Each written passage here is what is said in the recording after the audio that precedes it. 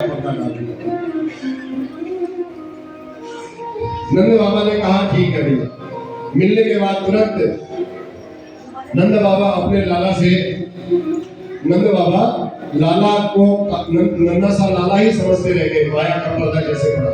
और बाबा से मिलने के बाद तुरंत भगवान अपने माता पिता वसुदेव देवकी के पास आए और भगवान ने अपने माता पिता को बंधन मुक्त कर दिया।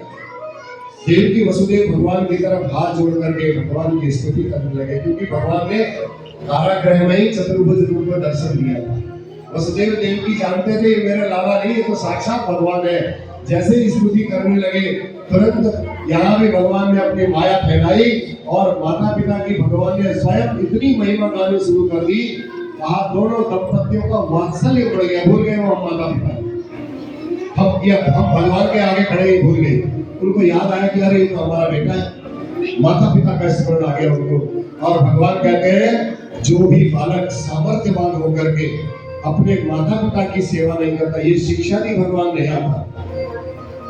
अपने माता पिता की स्तुति करके जिस बालक की इतनी सामर्थ्य हो गई है, माता पिता ने इतना पाला पोसा सब कुछ किया, अगर सामर्थ्यवान होकर के वो माता पिता की सेवा नहीं करता है तो श्वास लेता हुआ कि वो मुर्दे के सवाल है।